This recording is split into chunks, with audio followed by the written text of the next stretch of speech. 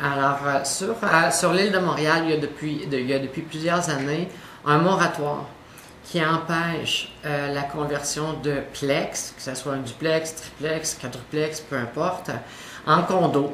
La raison pour laquelle ce moratoire a été mis en place, c'est pour préserver le parc immobilier locatif sur l'île de Montréal.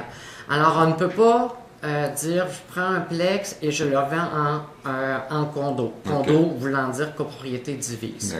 Toutefois, il y a une façon de détourner la chose, c'est de venir dire je le vends en copropriété indivise. Alors, on en a parlé dans le cadre du dernier blog, c'est-à-dire que des gens vont devenir propriétaires d'appartements différents selon le code part.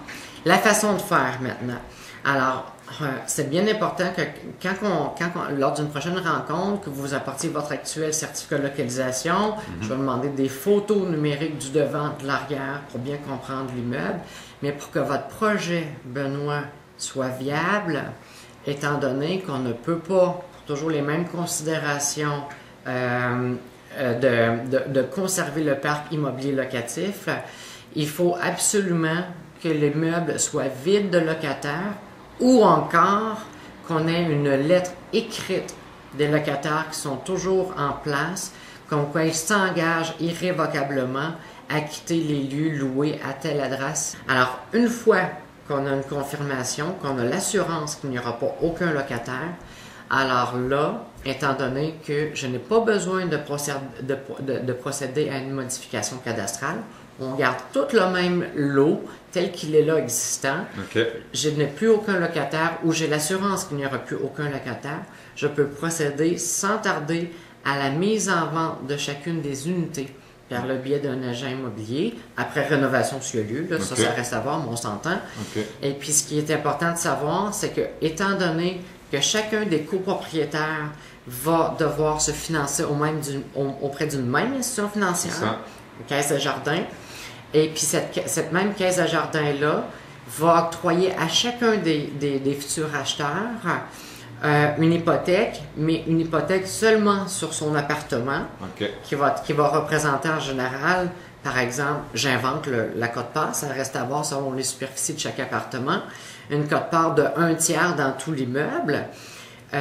Ce futur acheteur-là aura vis-à-vis cette caisse-là des obligations qui vont se restreindre, c'est pourquoi on appelle ça responsabilité limitée, seulement au paiement de sa propre hypothèque. D'accord, donc il n'est pas responsable des Il n'est pas responsable des hypothèques des autres, comme ça a pu déjà être le cas il y a de nombreuses années en arrière, et qui pour certains encore dans l'imaginaire à Montréal ont tendance à croire que le danger en achetant une copropriété indivise, c'est qu'on est responsable du paiement des hypothèques des autres. C'est plus le cas. En tout cas, pas avec Desjardins. J'en fais chaque semaine avec les caisses populaires Desjardins et ce sont des hypothèques à responsabilité limitée.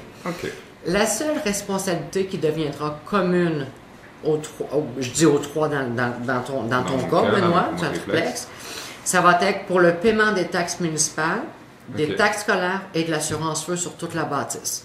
Je me répète parce qu'il n'y a pas de modification cadastrale, donc un même lot, un seul même compte de taxes.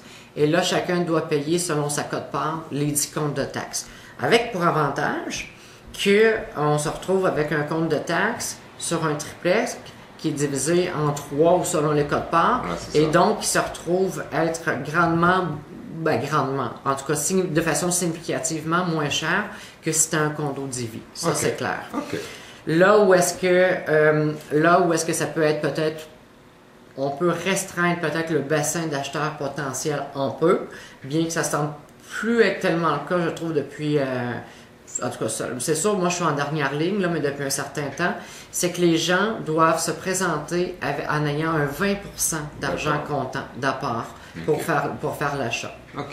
Et puis, alors aussitôt que vous êtes prêts, je reviens, aussitôt que vous êtes prêts, que vous savez que tous vos locataires s'en vont, vous pouvez mettre en vente immédiatement.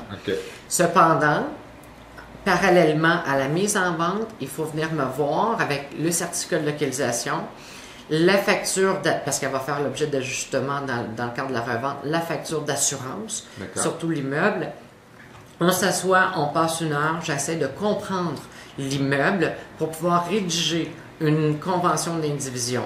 Dans cette convention d'indivision-là, je n'ai pas besoin d'avoir une modification cadastrale, on reste sur le même lot. Par contre, je demande à ce que l'arpenteur qui avait fait, ou un autre arpenteur, refasse un certificat de localisation, bien qu'on ne change pas par étage, tout simplement pour être en mesure de montrer un plan de l'appartement que je vends, comme si c'était une copropriété divise, bien que ça ne le soit pas. Donc on reste toujours sur le même lot cadastral, mais juste pour une question pratique, pour avoir finalement une vue sur chaque étage, il y a l'arpenteur qui va venir faire ses plans et ses mesures. Exactement. Alors en gros, voilà, je pense que ça fait un peu le tour de la conversion.